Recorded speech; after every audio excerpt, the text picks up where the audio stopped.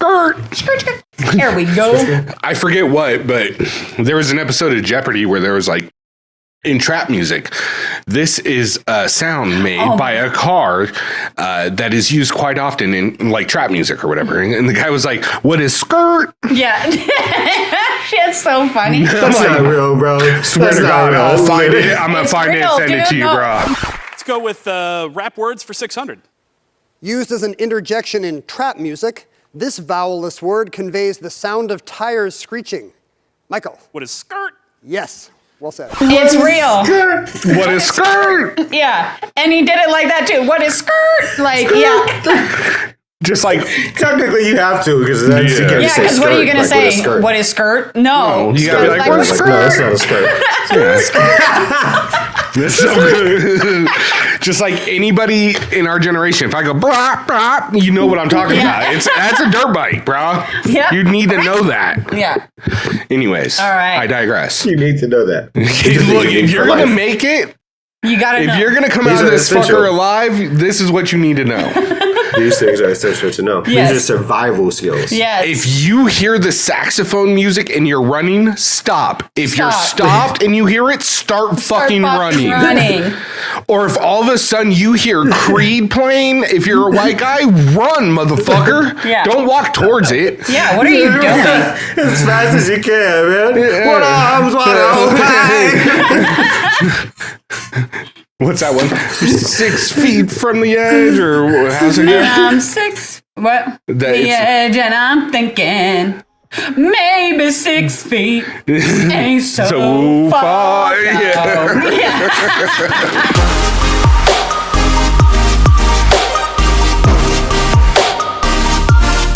Shake and bake. Shake and bake. Shake and bake. Let's go. Shake and bake. Hey everyone, welcome back to Hayes Reactions. You got myself, Rick, Karina, and Robert, and we are here for part 301 on the way to the Eras tour. Yes. But we're still in Folklore. Yes. With that being said, But we're still in Folklore. But we're still 300 back episodes. for the first Folklore. time. Nothing I say makes any fucking sense. If you know who Yogi Berra is. Anyways, we just came off a love triangle of Betty, James, and August. Yeah. And we're taking a step back to evaluate. And why we do that, you have a very special song to show us from Folklore. Very special song. One I have actually been dying to show you guys since literally the absolute minute we started this Taylor journey, like when Robert joined us and we started this whole big thing. Eras. The song that we are doing today, I was actually previously going to save for a different series that we were going to run through after Eras, where we were going to go through the story of Taylor losing her masters and then regaining them and everything. The issue that I came across is that this song is performed on the Eras tour, but it is only performed in part. So it kind of fits one of our those things category that we need to listen to. that I want you guys to hear it because it is a very powerful performance section. Like the whole Folklore era on the Eras tour is very emotional, very powerful. And this is obviously part of it. This song is. And so I really want you guys to be able to appreciate it because this song is so incredible.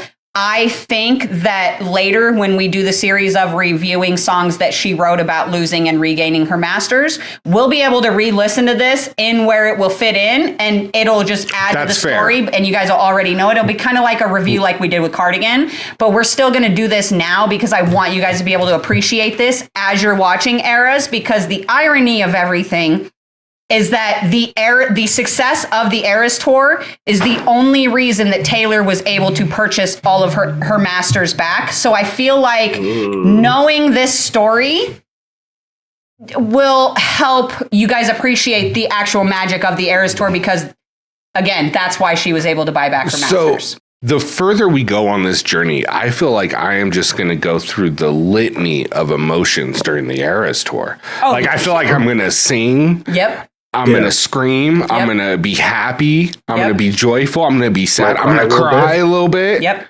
Not full out ugly cry, but the The No, I'm good. little I'm good. tear things, You gotta- Yeah. Those little watery eyes. Yeah. No, You're like, I'm "Not good. No, it's There's something in my eye. I got Somebody's sneeze. cutting onions. yeah, it's smoky outside, and we don't have great window seals, and that's all. That's all it is. It's a really tough day. All right, I just need to reset. So this song is again on the Folklore album. Okay. I'm going to look up really quick. So obviously this is one of those songs where okay, so this is the track 5 for Folklore. Oh, okay. I know So what track 5 means. This is her vulnerable. Okay, look. I'm going to tell you exactly how I'm feeling, how it's going. Now, I will say this is one of the songs, and I think it's part of the beauty of it is the lyrics leave space for interpretation into pretty much any situation. It is not like 100% confirmed, but she wrote this about her masters and them being sold away from her. But it's written in the aspect almost of like a breakup or a loss. So you can look at it from multiple different angles. And you guys will see what I mean. The theme of this song is we're attending a funeral. We're about to attend a funeral. And Let's go. This Hey, is what's the name of this song? This song is called My Tears Ricochet. Wow. Okay. So we're going to attend a funeral. powerful. This song is very haunting.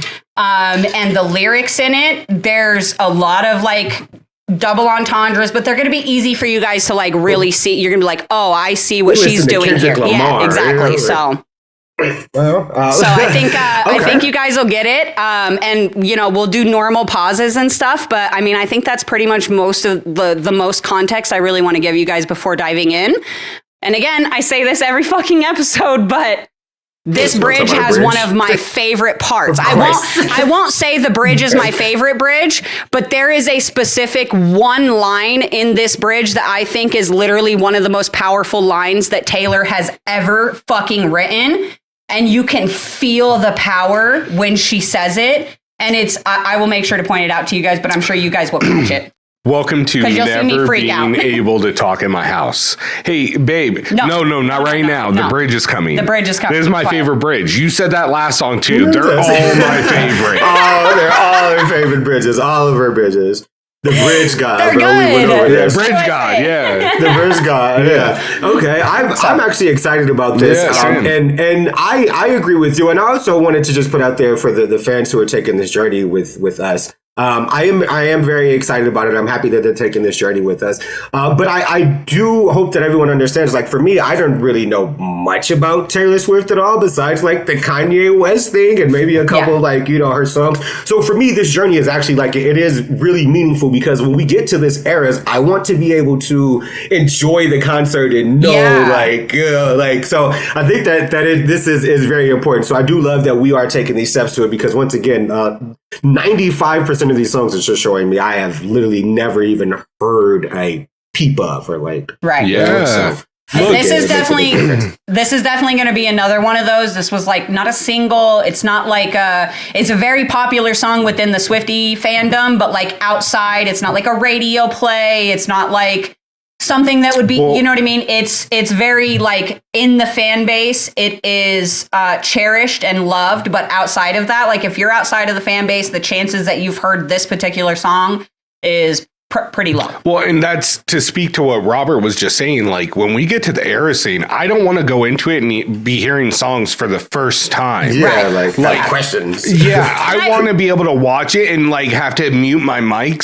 because I'm singing along. Yeah. And I will say there are some songs I'm going to a concert. I want to enjoy the concert before. Like at that point, I want to be like, I'm here as a fan. Like I know, I'm gonna have more bracelets. Yeah, and like I will say, like there are certain songs I don't plan on showing you guys individually. Just because I think that, like, for example, some of them were so big at the time that there's just no way you've never heard them. And there's nothing to really discuss, like, Taylor's song 22. I don't know about you, but I'm feeling 22. Like, you guys don't need to react to that before the Eras tour. Incredible performance on the Eras. You guys are going to love it. and what happens during that song, but actually reacting to it, it's not. And I'm going to be honest, like blank space, we probably didn't need. I'm glad you showed us the music video because I felt like that added a lot of context to who Taylor is and what she dealt with in the media. Well, and the reason I showed you the blank space music video is because remember, I told you guys to remember the golf clubs, the bikes. We're not going to remember any of that. You're going to have to roll a whole episode of all the reminders. As soon as she comes out for that song, you're going to be like, oh, that's why she said to remember that shit. Okay. We didn't release an episode because the audio and everything got fucked up so bad, but I'm willing to bet it's been long enough. We could show Robert No Body and No Crime, and he'd be like, I've forgotten it. He'd be like, whoa, this song's fucking dope. I've never heard this before. Oh my gosh. Right? Oh my gosh. It's all right. I probably would forget too. Yeah. All right. Anyways, all right, let's get into this. All right, let's do this. Let's get this one started. Haunting. That is a dope ass title though. Yeah. You're going to love this lyrically. You guys are going to love this.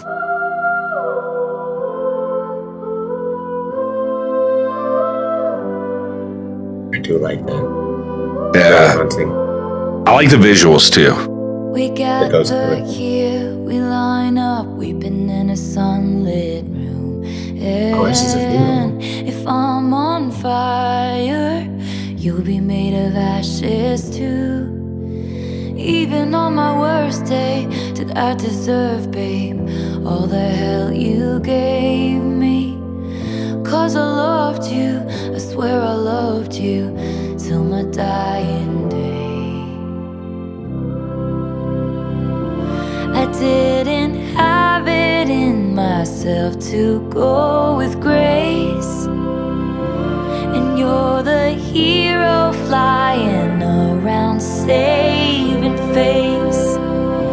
And if I'm dead to you, why are you at the wake? Calling my name, wishing I stayed. Look at how my tears ricochet. All right, I'm going to stop it right there before we go into the cold as second ice. verse.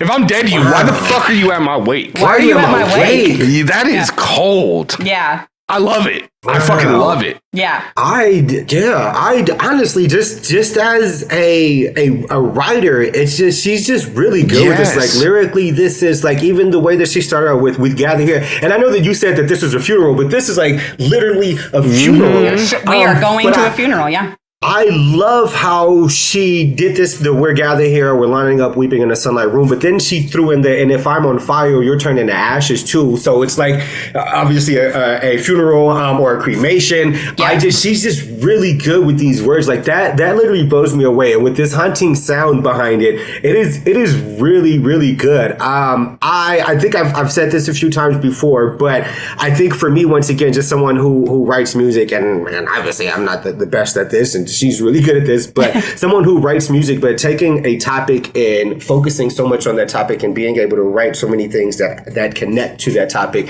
and still be able to get your idea through is amazing, honestly. And I think this is what people say when a lot of times you hear, especially in rap music, because that's mostly what I listen to, but you will hear a lot of people say that people sound the same, or sound like their songs sound the same. Yes. They kind of have, but I think that's what happens, is that they don't really have ways to have different ideas or take different ideas to make them into whole songs. Right. And she does this every time, like to literally start this off by having me picture a funeral with words like "we gather here," which are so powerful because I mean, it not that it doesn't mean anything, but it's simple words, but you know exactly what "we gather here" means. Like those words take your mind somewhere just like that. Yeah, you're in one of two places. You're either at a fucking funeral or a wedding. Yep. One of the two.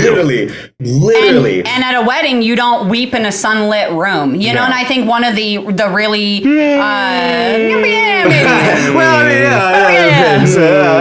think one of the most and something that took me quite a few listens to really realize what it is this opening sound here. It's a chorus, like in church. It is like in a church. It sounds like a church hall when you listen to it. Like a haunting choir in a church hall echoing up through the steeples, you know? No, It's cold as ice, that line. I just can't get it out of my head. Like, if I'm dead, then why are you? If I'm dead to you, then why are you awake? Yeah, because I loved you. I really loved. Yeah, I didn't. I love this one. I didn't have it in myself to. Yeah, it's a great line. And you're the hero flying around saving face. Yeah. And if I'm dead to you, why are you at the wake, cursing my name, wishing I stayed? Look at how my tears ricochet. Look at how... I feel like this should have been on Reputation, but I understand from what you told us earlier that this is about her and Scott Borchetta and her masters, but it does feel very Reputation lyric based. Yes. You know what I mean? Like, if I'm dead, why are you at my wake? Yeah. You know what I mean? And just to kind of add a little bit of extra like scene setting, I forgot to say this earlier, but Taylor has said that like she wrote this song from the perspective of like somebody attending your funeral who betrayed you. Gotcha. So like knowing that person who betrayed you is at your funeral, pretending like they were your friend, acting like they loved you and missed you. And, you know, like that whole idea of like saving face, looking like saving face. Exactly.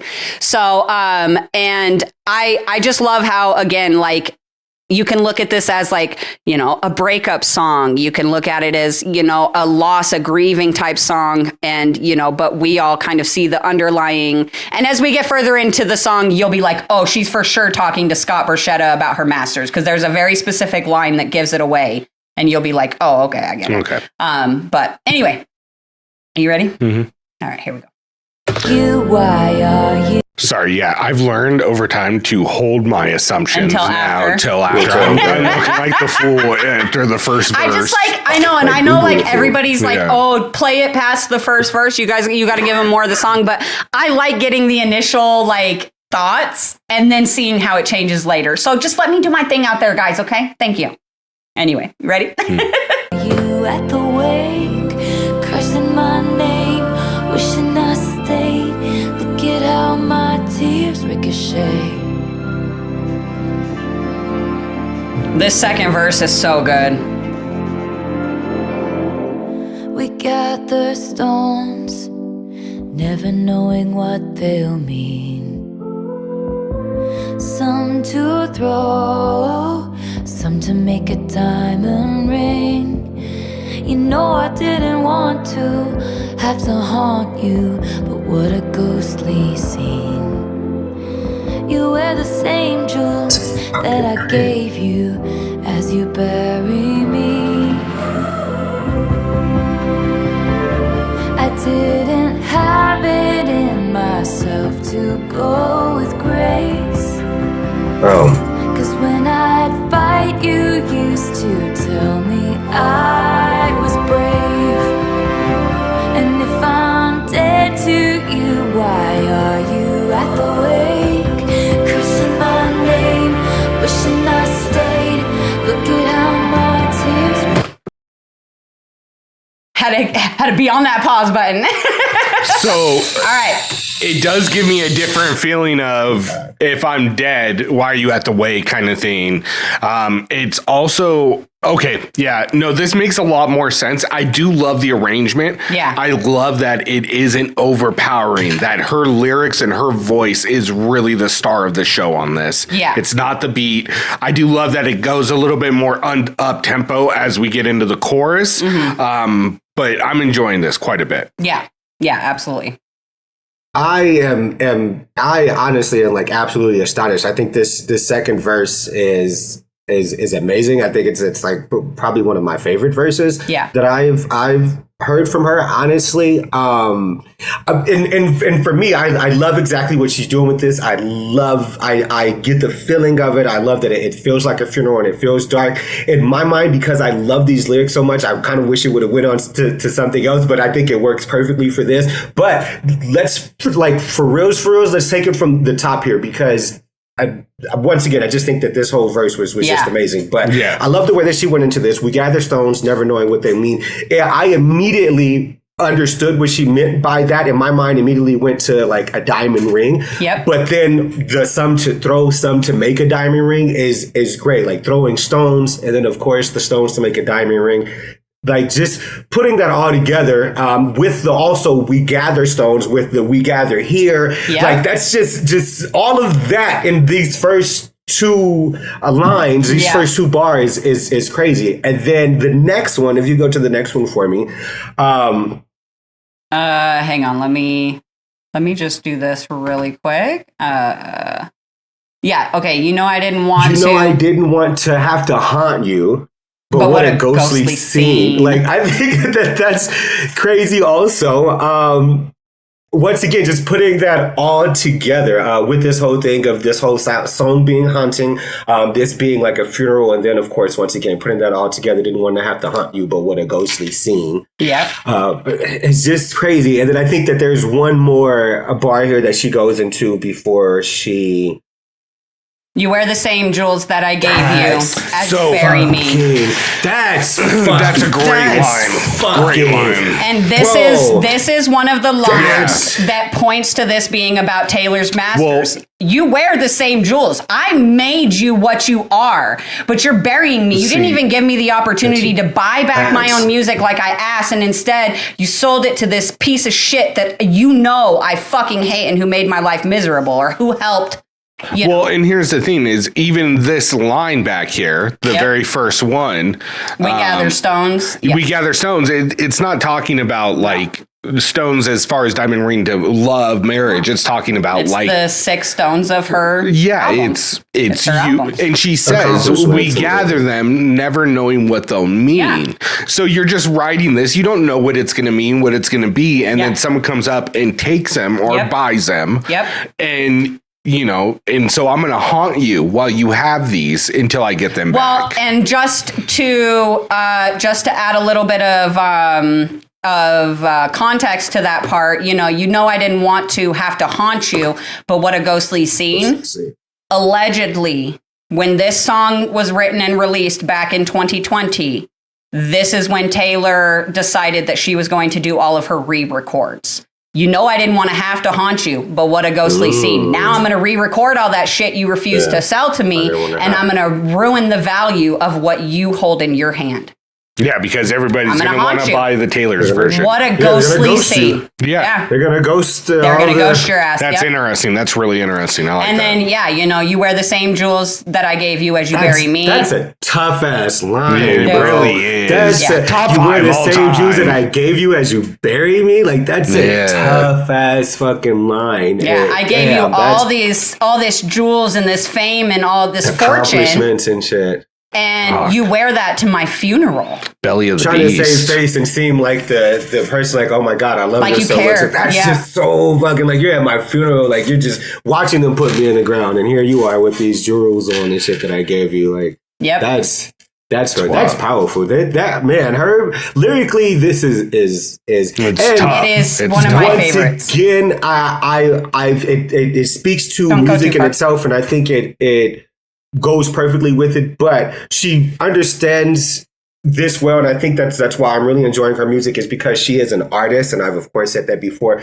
but I love how when she has things like this that she is speaking so powerful and her lyrics are like this, she pulls the music back a lot, and we get a lot more simpler instruments and things in the background for you to be able to really like take this in and feel it, because like sheesh, these bars are crazy. Yeah, 100%. Yeah, absolutely. And we're about to obviously go into the bridge. And up to this point, you've kind of just gotten storytelling of like what happened from her perspective. You're going to start to feel her emotion come out in this bridge, and you're going to kind of start to see like how she feels about everything. So best bridge ever. Bridge God. Here we go. I think you guys top 5 all time. You guys are really going to like this one. Like just the symbolism, the lyrical, the lyrics and everything. I think you guys are going to like this one a lot. So Belly of the Beast. Here we go. With grace, 'cause when I'd fight, you used to tell me I was brave. And if I'm dead to you, why are you at the wake? Cursing my name, wishing I stayed. Look at how my tears ricochet. And I can go anywhere I want, just not home.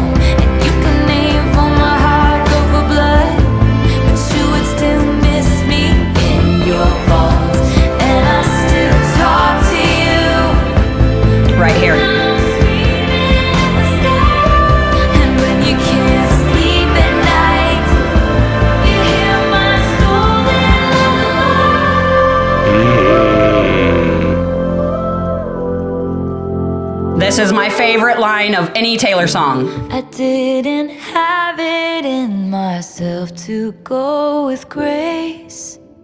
And so the battleships will sink beneath the waves. Wow.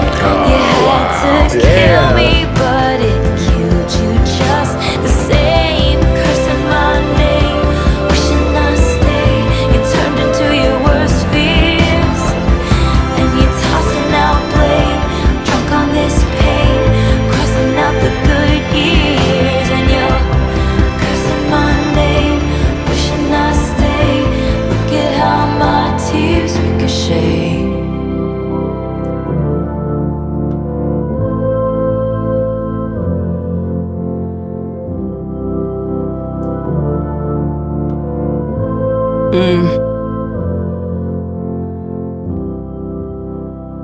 And this was all fully, obviously, written by Taylor.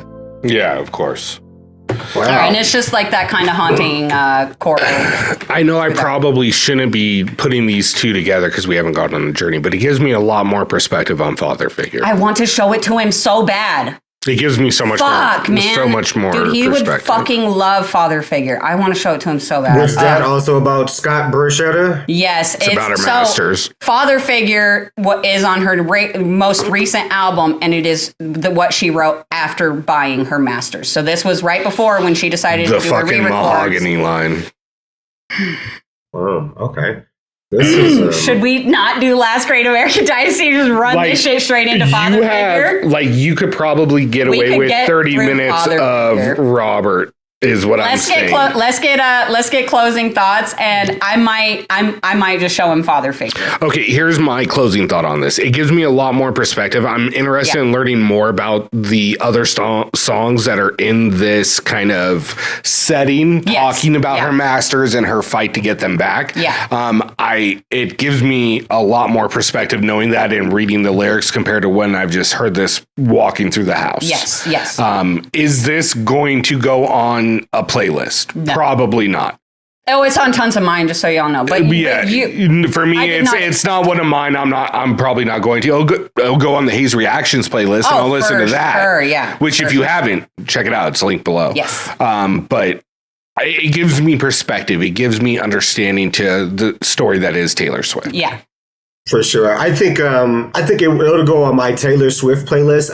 Really just because I would like to listen to this a few more times to really take it in. I think she said so much in this song that I would really like to get a really good understanding of it. Now, it's probably not going to be something that I would probably listen to like on a regular basis, but I do like this. And I went through so many emotions with this song. I know I said in the beginning, like I felt like I wish it was on another beat. But then I felt like I love that she pulled this whole thing back. But I do honestly think that this was perfect for exactly what she wanted it to be for. It gives that haunting feeling. It definitely lets her lyrics shine through. This bridge here, this last part, I think was amazing. Yes. Just even the way that she started it off, I feel like whoever this person is, and I know we've discussed this a little bit, but this gives me a lot of perspective on it. But even the whole thing of where she's like, when she starts it off and says, like, I can go anywhere I want. I really felt that. And I really felt she was talking to him like, you think like because you tried to do this or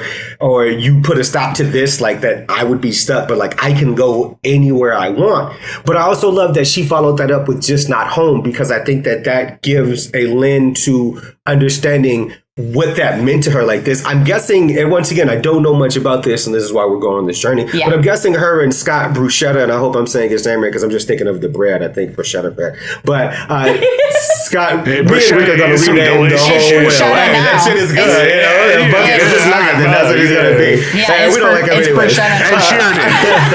Exactly.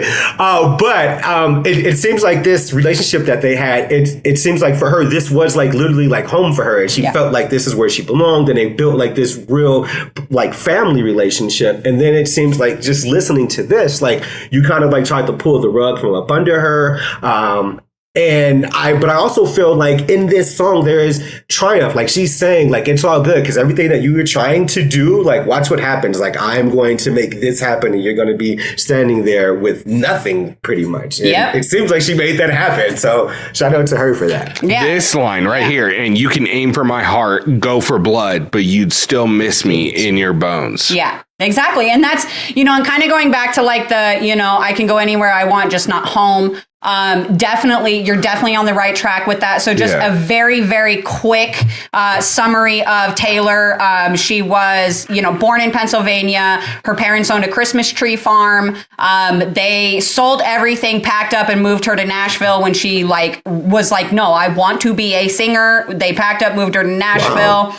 She was, there's a bunch of stuff. I'm leaving a lot of little details and shit out, but she had a show or whatever where Scott Borchetta was actually in the audience, and he talked to her and her father after her performance, and her dad bought into Scott Borchetta's record company. Like he paid fucking hundreds of thousands of dollars into this record company to make it sustainable so that they could sign Taylor and get her name out and all of these things. So literally this company was like home for her. Granted, it belonged to Scott, but like her dad invested a lot into this. It was where she was signed when she was like 16 or whatever, and every song she's ever written was owned through this record company. So yeah, anyway. I think we need to show him Father Figure. Yeah, I think we need to show you Father Figure.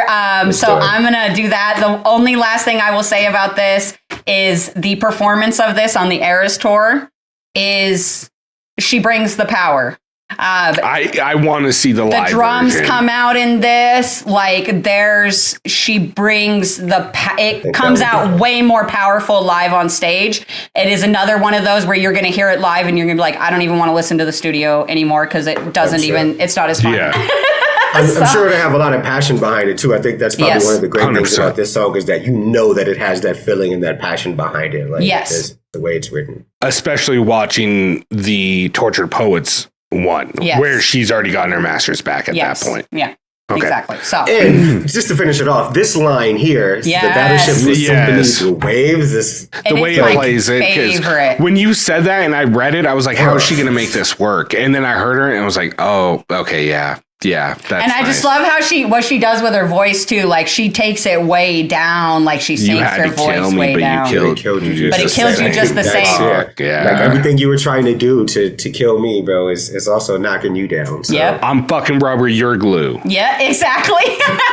So what it is. No, I'm glad that you guys really enjoyed this one. I figured that this would be one that you guys would really appreciate lyrically, and just to kind of get that context of how she felt about losing all of her life's work, really. So, and I honestly, like, when I say it's not going to be on a playlist, like, I'm still going to listen to this multiple times. I think it's going to be like Father Figure, where it's like, it's going to take you a little bit. It's going to take me a while, but I'll grow to appreciate it more and more. Absolutely. With that being said, we got to get out of here and get into the next one. So for myself, Rick, Karina, Robert, make sure you subscribe to our channel. Make sure you're checking us out on Discord, Instagram, TikTok, all the social medias are linked below. We also have a playlist on Spotify where you can listen to every song we've recapped in order that we've recapped them.